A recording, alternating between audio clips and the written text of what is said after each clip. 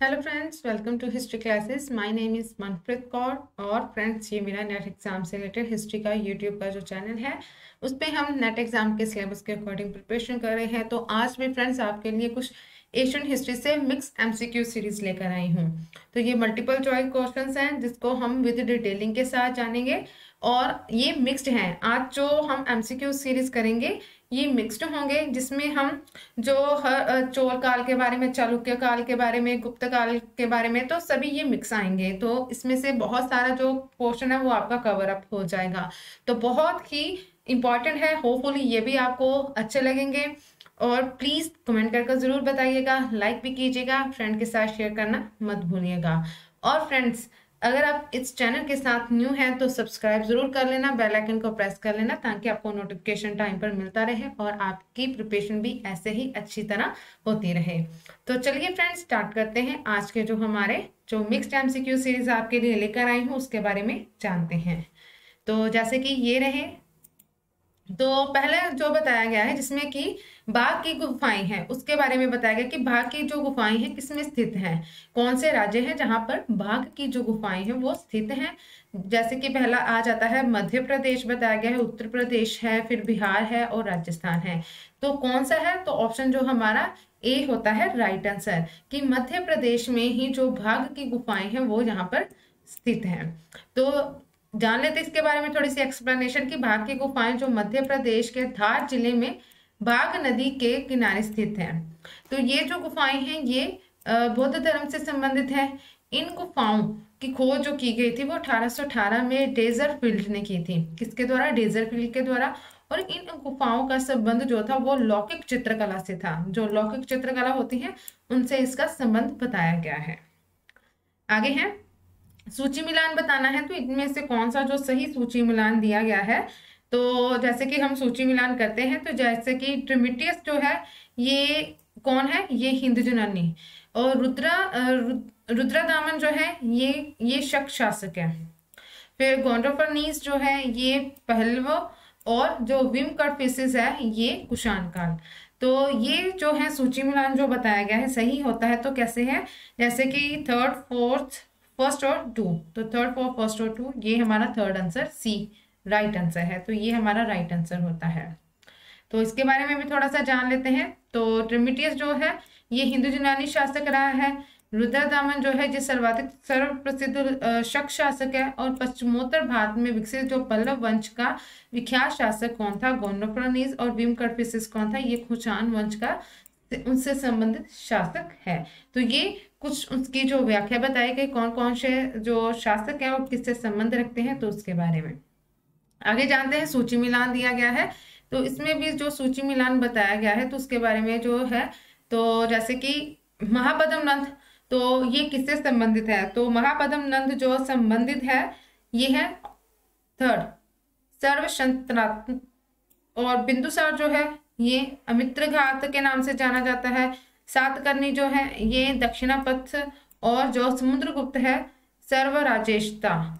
तो ये शायद उनकी उपाधियां हैं जिनसे जो उनको नाम दिए गए उनसे जाने जाते जो उपाधियां हैं वो। तो इसका जो राइट आंसर है वो है थर्ड, टू, फोर्थ और फर्स्ट। तो इसका भी राइट आंसर सी होता है। तो जान लेते हैं इसके बारे में भी।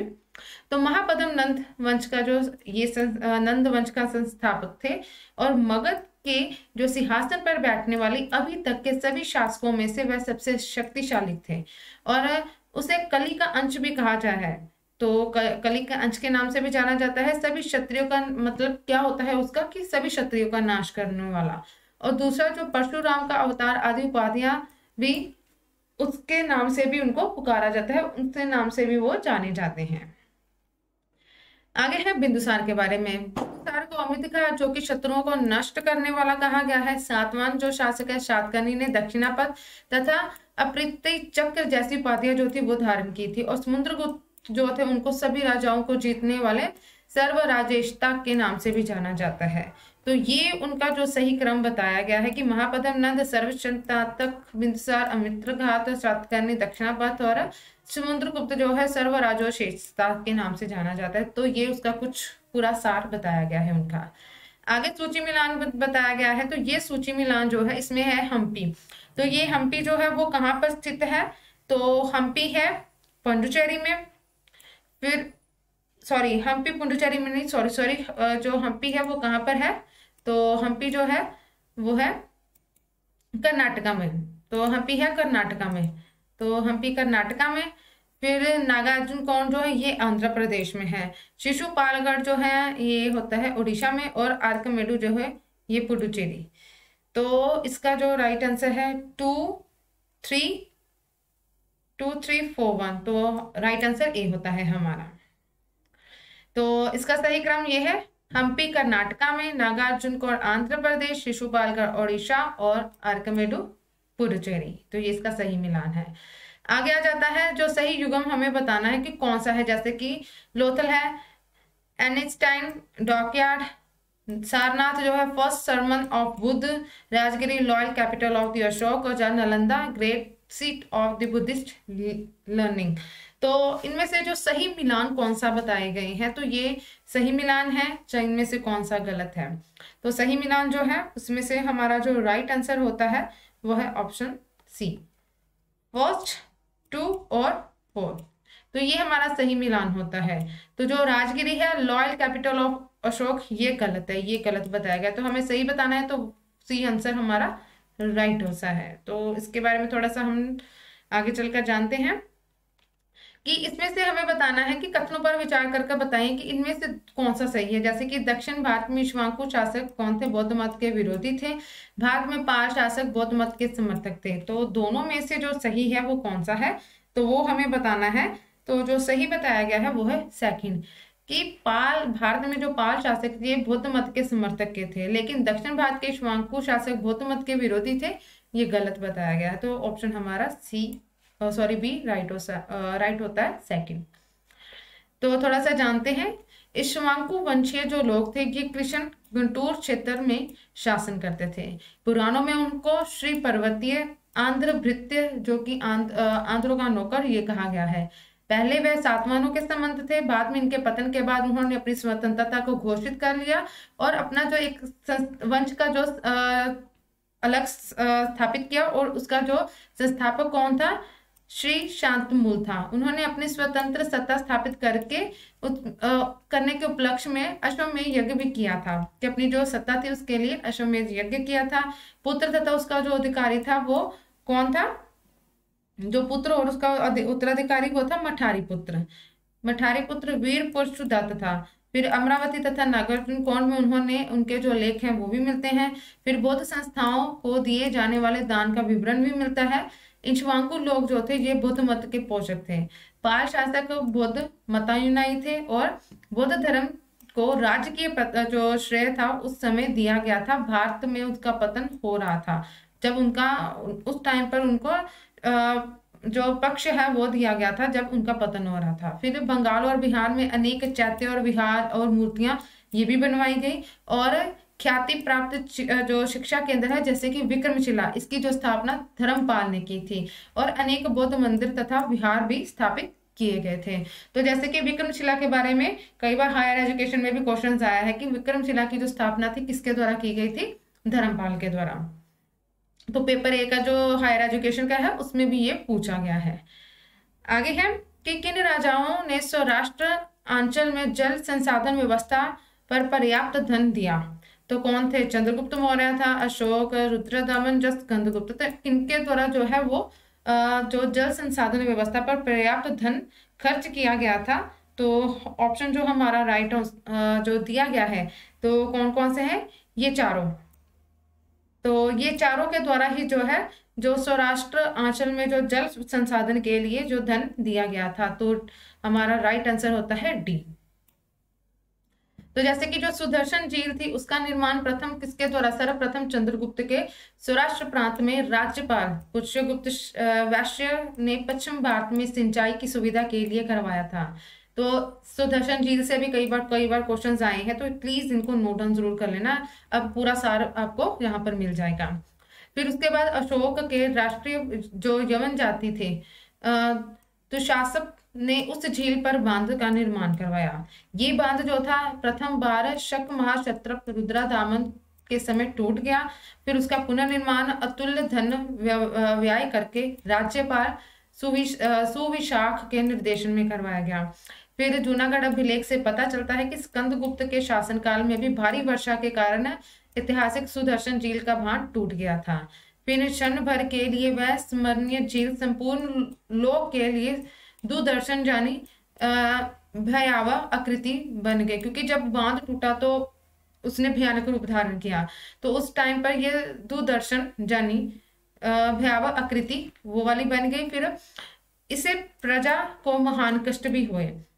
इस कष्ट के निवारण हेतु सौराष्ट्र प्रांत में राज्यपाल पर्णदत्त जो थे उसके पुत्र चक्रपालित ने, जो गिरनार नगर पर उस टाइम पर उसका नगरपति था, उसने 2 माह के भीतर ही अतुल्य धन व्यय करके पत्थरों की जड़ाई द्वारा उस झील के बांध का पुनर्निर्माण करवाया।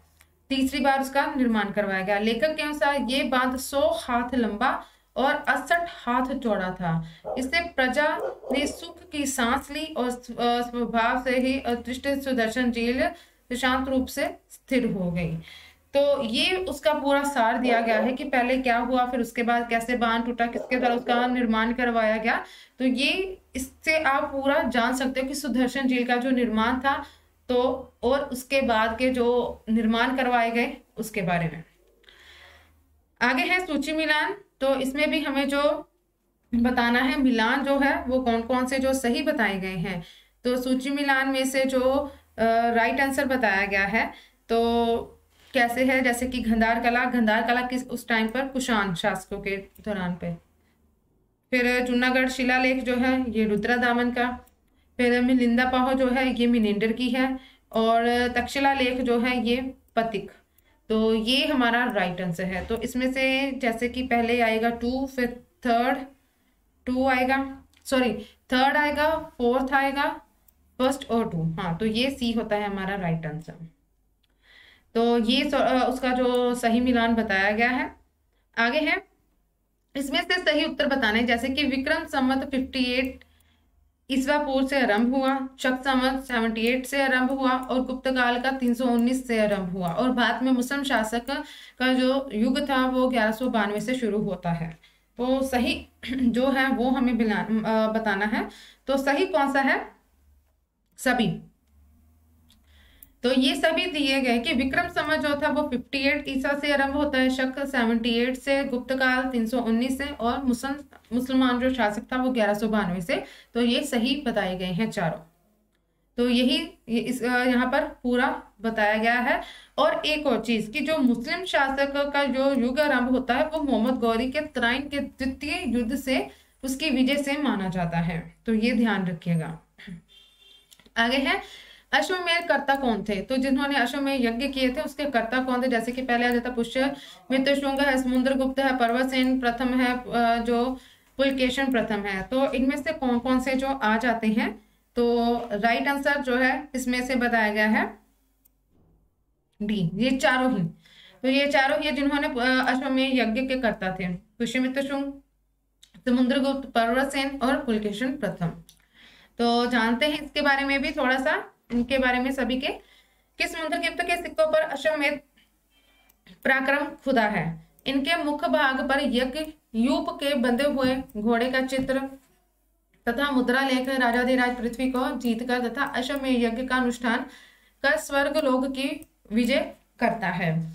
उसके बाद बताया गया है कि राजाधिराज पृथ्वी विजयंती दिव, ये उसके बारे में बताया गया है। उसके बाद है कि जो पृष्ठ भाग पर राजमहिषी दत्त देवी इसकी आकृति के साथ अश्वमेध यज्ञ पराक्रम अंकित वो दिया गया। और पुराणों में ही ये पता चलता है कि पर्वतसेन प्रथम जो था उसने 4 अश्वमेध यज्ञ किए थे। फिर पर्वतसेन ने ही प्रत्येक यज्ञ एक सैनिक अभियान की समाप्ति पर किया। प्रथम एवं धर्मनिष्ठान ब्राह्मण तथा जिसने 4 अश्वमेध यज्ञ, एक वाजपेयी यज्ञ के अतिरिक्त अनेक वैदिक यज्ञों का भी अनुष्ठान किया। बदामी के जो चालुक्य वंश का जो संस्थापक था पुलकेशन प्रथम, इसने सत्यस्य तथा रण विक्री जैसी उपाधियां धारण की थी और अश्वमेध, वाजपेयी आदि वैदिक योगों का अनुष्ठान भी किया। वह मनुस्मृति, इतिहास, पुराण, रामायण, महाभारत आदि का भी ज्ञाता था। पतंजलि ये पुष्यमित्र शुंग के पुरोहित है और इनके नेतृत्व में ही जो पुष्यमित्र शुंग था उसने अश्वमेध यज्ञ को किया था। आगे आ जाता है कि इनके प्रारंभ होने वाले कार्यक्रम के नीचे दिए गए कूट उपयोग करके जो विस्थापित करना है उनको बताना है। तो सही क्रम इनको बताना कि पहले कली सम्मत है, फिर गुप्त सम्मत है, शक है, फिर विक्रम सम्मत। तो पहले कौन सा सम्मत आता है तो वो हमें बताना है। तो जो इसका राइट आंसर बताया गया है वो है, पहले आएगा कली सम्मत, उसके बाद विक्रम सम्मत, फिर आता है शक सम्मत, फिर गुप्त सम्मत। तो पहले कली फिर लास्ट में गुप्त, तो ये हमारा राइट आंसर सी होता है। तो जान लेते हैं कि विक्रम सम्मत जो था इसके दो अन्य नाम भी हैं, कृत सम्मत और मालव सम्मत। तो इस सम्मत का प्रवर्तक मालवा का शासक विक्रमादित्य था, जिसने कि 58 ईसा पूर्व में शकों को पराजित कर उनके उपलक्ष्य में इसको प्रारंभ किया था। शक सम्मत जो है इसके प्रवर्तक जो थे वो कुषाण शासक कनिष्क था, जिसने कि 78 ईसा में इसको चलाया। और गुप्त सम्मत जो था, इस सम्मत की स्थापना गुप्त शासक चंद्रगुप्त प्रथम ने 319 ईसा पूर्व में की थी। और कलिक सम्मत जो है इसका प्रारंभ होता है 3102 ईसा पूर्व में, 3102 ईसा पूर्व में इसका जो ये प्रारंभ उस टाइम पे होता है। तो ये इसका राइट आंसर बताया गया है। तो ये इसकी व्याख्या है। आगे है इसमें सही युग्म जो सही नहीं है तो वो बताना है। तो जो सही नहीं है वो कौन सा है, जैसे कि पहला है कि चरदस्सा जो है पुष्पकली, फिर सिरकप, तक्षशिला, नागार्जुन कोण, धान्य कटक, जहाँ ताम्रलुक, ताम्रलिपि। तो जो राइट आंसर है वो हमारा सी है, ये सही नहीं है। नागार्जुन का धान्य कटक नहीं है।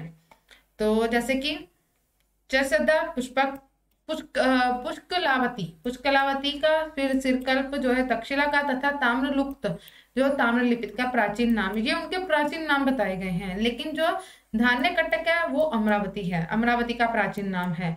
अमरावती को धान्य कटक या धान्य घट के नाम से भी जाना जाता, जहाँ धनिकोट के नाम से। यहाँ से भारी मात्रा में आहार सिक्के जो पंचमार्क सिक्के होते हैं ये सबसे पुराने वहां से मिले हैं। फिर नागार्जुन कोट ये हैदराबाद से 10 मील दक्षिण पूर्व की ओर स्थित है, जहाँ बौद्ध शाखा महायान के जो आचार्य थे नागार्जुन के नाम से ही इसका नाम रखा गया है, नागार्जुन कोट। तो ये उसकी व्याख्या है। आगे है इसमें भी सही जो है वो बताना है, जो सही नहीं है। तो जैसे कि धान्य कटक हमने अभी जाना है अमरावती, ये सही बताया गया है। फिर उसके बाद आ जाता है मत्स्य विराट, सही है। कपिल वस्तु, पिप्रवाह और शूरपणख जो है कनेरी, ये गलत है, ये नहीं है, ये गलत दिया गया है। तो जान लेते हैं कि सातवाहनों की एक राजधानी थी अमरावती, जिसका एक नाम क्या है, उसको प्राचीन नाम से जाना जाता है, वो है धान्य कटक के नाम से। मत्स्य 6वीं शताब्दी ईसा पूर्व में एक महाजनपद था, जिसकी राजधानी क्या थी, विराटनगर, जिसको विराट भी कहते थे। और ये महात्मा बुद्ध की जन्मस्थली कपिल वस्तु की पहचान कौन है, पिप्रवाह के रूप में की गई थी। फिर सोपरा, सोपार्क जिसको कहते हैं, या सोपरा, ये कनेरी यद्यपि महाराष्ट्र में, परंतु दोनों के बीच में कोई संबंध नहीं है। तो ये है कनेरी, सोपरा तथा कनेरी, ये महाराष्ट्र, लेकिन दोनों के बीच में कोई संबंध नहीं बताया गया है। आगे है सिद्ध मातृका का अभिप्राय क्या है। सिद्ध मातृका, सिद्धों का मठ, एक बौद्ध ग्रंथ, जैन देवी, या एक प्रकार की भारतीय वर्णमाला। तो सिद्ध मातृका क्या है, तो सिद्ध मातृका के नाम से जो जाना जाता है वो है एक प्रकार की जो भारतीय वर्णमाला होती है उसको कहा जाता है। तो ब्रह्मलिपि में त्रिभुवन लिपियों को छोड़कर शेष समस्त लिपियां उद्भूत हैं। मौर्य युग से ये लिपि जो है पूर्ण रूप से विकसित हो गई, और आगे चलकर ये गुप्त काल में इतने गुप्त ब्रह्मी का नाम जो ब्रह्मीधार उसके चेंज हो गई, और इसका विस्तार सुदूर व पूर्व एशिया एवं मध्य एशिया तक हो गया। गुप्त ब्रह्मी की जो पश्चिमी शाखा की पूर्व उपशाखा से एक विशेष लिपि जिसका क्या नाम है, सिद्ध मातृका अर्थात न्यूनकोणीय लिपि का विकास हुआ। न्यूनकोण लिपि उसका विकास है, और इसका विकास का समय क्या था, 6वीं शताब्दी का माना जाता है।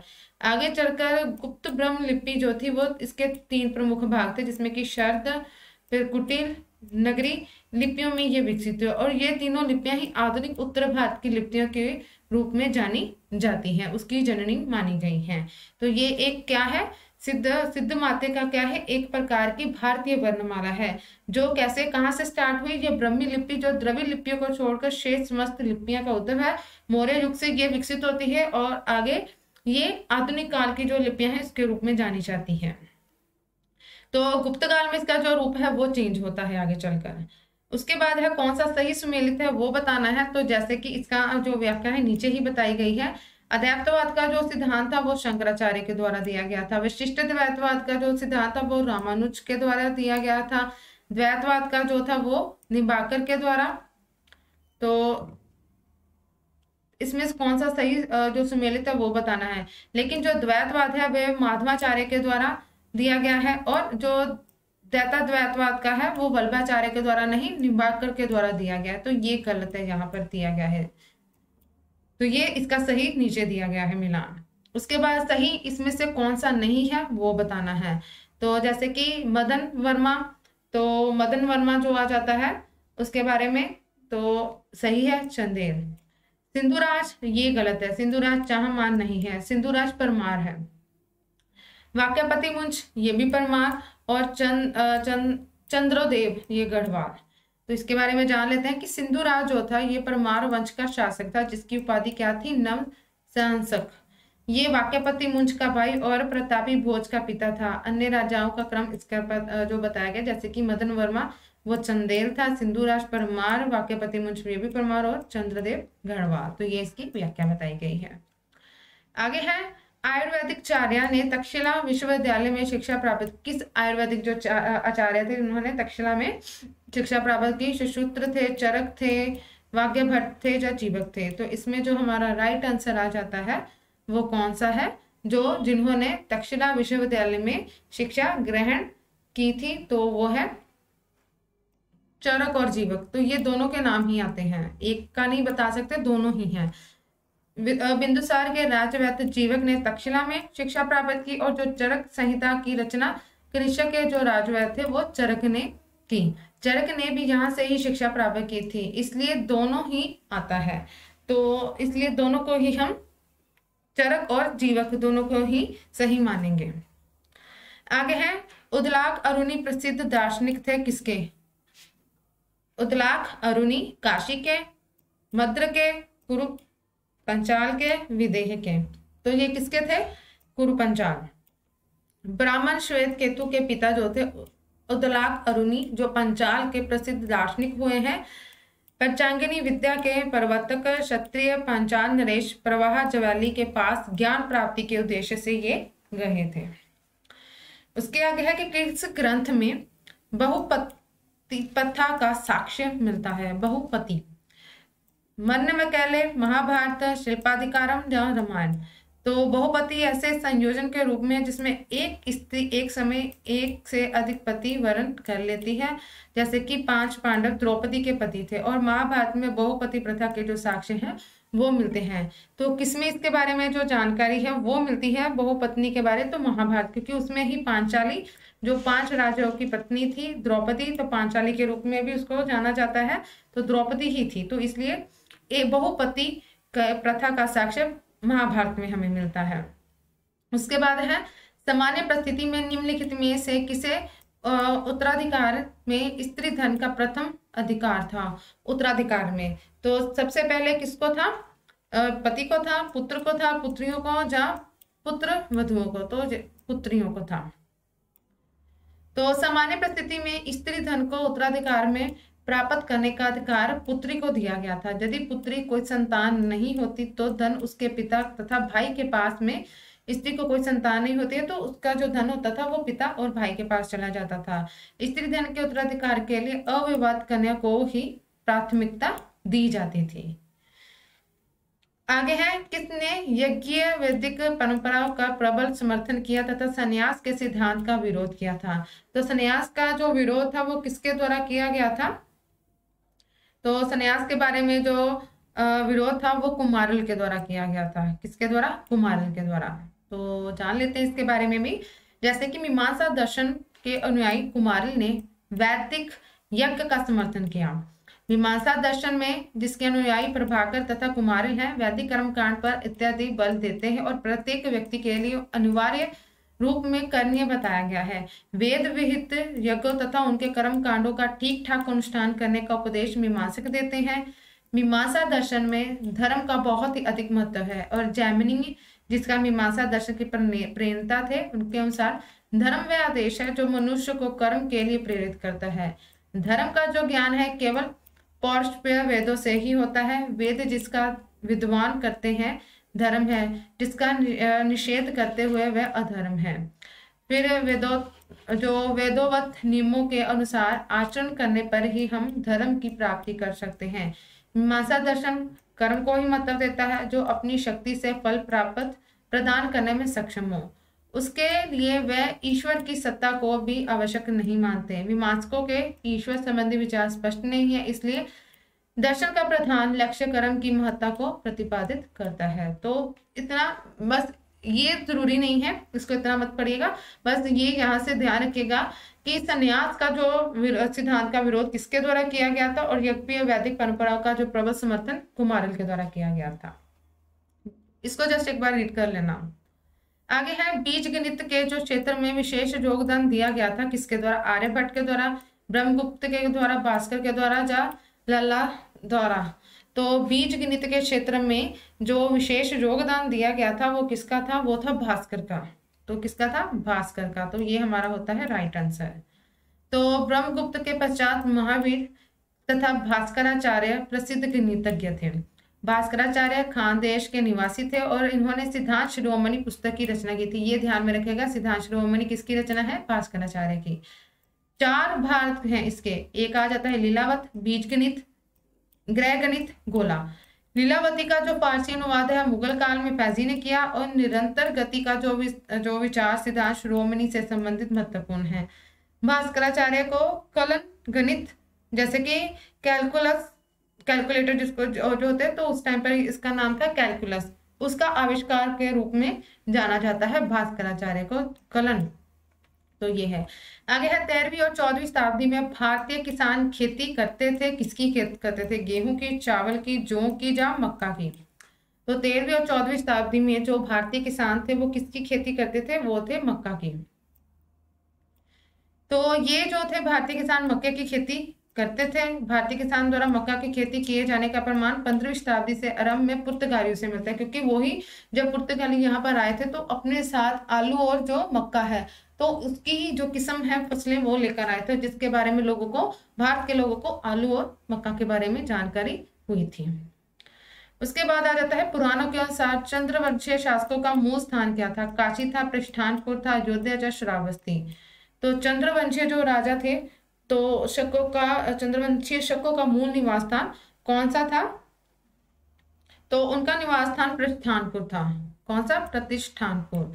चंद्रवंशीय समाज लोग जो थे वो चंद्रवंश की स्थापना को राजा बुद्ध द्वारा अपने पिता चंद्रदेव के नाम से प्रतिष्ठानपुरी में किया गया मानते हैं। वे अपना संबंध अनेक पौराणिक ऐतिहासिक शासकों से जोड़ते हैं और भगवान कृष्ण, चंद्र तथा पांडव प्रसिद्ध है। तो इनमें भगवान कृष्ण आ जाते हैं, फिर पांडव, ये सभी प्रसिद्ध हैं, जो अपने आप को चंद्रवंशीय बताते हैं। आगे है जो जहां है वह अन्यंत्र भी है, जो जहां नहीं है वह कहीं नहीं है। ये किस ग्रंथ में कहा गया है? रामायण में, गीता में, महाभारत में या राजतरंगिणी में? तो इसका संबंध महाभारत में है। तो महाभारत की ये रचना वेदव्यास के द्वारा की गई थी, रामायण वाल्मीकि के द्वारा, गीता श्री कृष्ण के उपदेशों का संग्रह है और राजतरंगिणी कल्हण द्वारा रचित ग्रंथ है। तो ये सभी का जो है पूरा बताया गया है। अगर हिंदू विधि द्वारा मान्य कर कितना था? हिंदू विधि द्वारा मान्य कर कितना था? उपज का आधा भाग, उपज का छठा भाग, उपज का 1/3 भाग या उपज का 1/4 भाग। तो कितना था? 1/6 भाग। तो 1/6 भाग था, उपज का 6ठा भाग ये था। तो बी हमारा राइट आंसर है। आगे अविवाहित कन्या का पुत्र किस शब्द से जाना जाता है? जो अविवाहित कन्या होती है उसका पुत्र को किस नाम से जाना जाता है? तो जैसे कि ऑप्शन दिया गया है कानीन, इसके नाम से जाना जाता है। कानीन पुत्र पिता के घर रहने वाली कन्या से किसी गुप्त पुरुष से शारीरिक संपर्क द्वारा उत्पन्न होता है। बाद में जिस पुरुष से कन्या का विवाह होता है उसको उसका पिता माना जाता है। तो ये कानीन पुत्र होता है। गुर्ज पुत्र जो है ऐसे पुत्र जिनके पिता के विषय में कोई भी जानकारी नहीं होती है। और पार्श्व पुत्र जो ब्राह्मण पुत्र तथा शूद्र स्त्री के संयोग से उत्पन्न जो पुत्र होता है उसको पार्श्व पुत्र के नाम से जाना जाता है। आगे है प्राचीन भारतीय ग्रंथों में अनेक एवं स्वर्ण सिक्कों की जो तोल होती थी, अनुसार उनके ग्रंथों के अनुसार जो एक स्वर्ण सिक्कों का तोल कितना होता था, 60 रत्ती के बराबर, 100 रत्ती के बराबर, 80 या 120 रत्ती के बराबर। तो ये होता था 80 रत्ती के बराबर। तो प्राचीन काल में एक स्वर्ण जो एक सोने का सिक्का होता था उसका तोल जो होता था वो 80 रत्ती के बराबर होता था। चांदी व सोने के सिक्कों का अनुपात 10/1 होता था। फिर नासिक गुहा लेख से 70,000 कष्टपन चांदी के और 2,000 स्वर्ण मुद्रा के मूल्य के बराबर कहा गया है कि 70,000 कष्टपन जो चांदी का होता है 2,000 स्वर्ण मुद्रा के बराबर होता है। अर्थात जो 35 कष्टपन है वो एक स्वर्ण मुद्रा के, उसका जो तोल होता था 32 तथा 80 रत्ती उसके बराबर, अर्थात 32 अनुपात 80 अनुपात 1 कह लो कि 14:1 के बराबर। अंत प्राचीन भारत में चांदी व सोने के सिक्कों की जो तोल थी वो 32 और 80 रत्ती थी। बस लास्ट में ये ध्यान रखेगा 32 और 80 तोल। आगे है कि कौन विष्णु से अपनी उत्पत्ति मानते हैं, चेर, चोल, पांड्य या तोंडेमान। तो कौन मानते हैं जो उसकी कि उनकी उत्पत्ति जो है वो विष्णु से हुई है। तो जो राइट आंसर है वो है डी, तोंडेमान। तो ये मानते थे। तो तोंडेमान जो अपने आप को विष्णु से उत्पत्ति मानते हैं। चेर राज्य पश्चिमी तमिल क्रम जानी के आधुनिक उत्तरी ट्रावनकोर और कोचीन तथा दक्षिण मालाबार के क्षेत्र उसका विस्तार था। चेरों की राजधानी वज्जी थी। चोल जो थे उसकी राजधानी दक्षिण भारत में कोरोमंडल तट पर स्थित थे। इसकी जो राजधानी तंजौर थी। पांड्य राज्य जो था वो सुदूर दक्षिण में स्थित था। इसकी राजधानी मथुरा थी जहां तक 3 संगम आयोजित किए गए थे। उसके बाद आ जाता है आगे की प्राचीन भारत में सिंचाई टैक्स को कहते हैं विद्रुक भागम, हिरण्य, उदरंग या उपरनिका। तो क्या कहते थे, सिंचाई टैक्स जो होता था उसको क्या कहा जाता था, तो वो कहा जाता था विदक भागम। क्या था, विदक भागम। तो प्राचीन भारत में सिंचाई कर को 2 विदक भागम अथवा 2 उदक भाग भी कहा जाता था। अर्थशास्त्र के अनुसार नदी, सरोवर, कुएं से सिंचाई करने वाले कृषक से उपज का 1/5वां भाग, राजकीय नहर की सिंचाई करने वाले को 1/3 और वितक भाग के रूप में वसूला जाना चाहिए। मोटे तौर पर यहाँ पर 1/5 1/3 था। अर्थशास्त्र में इसका जो सरकारी कृषि करने वाले अध्याय में इसका निजी खेतों में सिंचाई से संबंधित नहीं थे। ललन जी गोपाल सिंचाई कर का जो प्रारंभ बताते हैं वो पूर्व मध्यकाल में मानते हैं। उसके आगे है प्राचीन भारत में निम्नलिखित में से किसका पुत्र धर्म से समावेश नहीं था। मंदिरों का निर्माण, गहरे कुपवर, तड़ागों का खुदवाना, सार्वजनिक उद्यानों का व्यवस्था या यज्ञ। तो इसमें से जो हमारा राइट आंसर बताया गया है वो कौन सा है, तो राइट आंसर होता है हमारा डी, यज्ञों से बताया गया है। किसका पुत्र धर्म से समावेश नहीं है, यज्ञ से। तो प्राचीन भारत में पुत्र धर्म में अंतर्गत यज्ञ का समावेश नहीं है। तो फ्रेंड्स यही थे आज के कुछ टॉपिक जिसमें हमने जो एमसीक्यू सीरीज है, मिक्स्ड एमसीक्यू सीरीज के बारे में जाना है। बाकी के हम नेक्स्ट वीडियो में जानेंगे। आज के लिए तो इतना ही। होपफुली ये आपको अच्छे लगेंगे वीडियो से। जो बाकी की हैं इससे रिलेटेड और भी जो एमसीक्यूज की हैं उसको भी जरूर देखिएगा और बताइएगा कि वो भी लेसन्स आपको कैसे लग रहे हैं। तो लाइक और कमेंट करके बताइए। प्रिपरेशन अपनी ऐसे ही अच्छी तरह कीजिए, फ्रेंड के साथ शेयर कीजिए। डिटेल वाइज देखना चाहते हो तो नीचे लिंक दिया गया है डिस्क्रिप्शन में वीडियो के नीचे, तो वहां पर जाकर भी आप देख सकते हो। तो प्रिपरेशन करते रहिएगा और वीडियो देखने के लिए आप सभी का थैंक यू।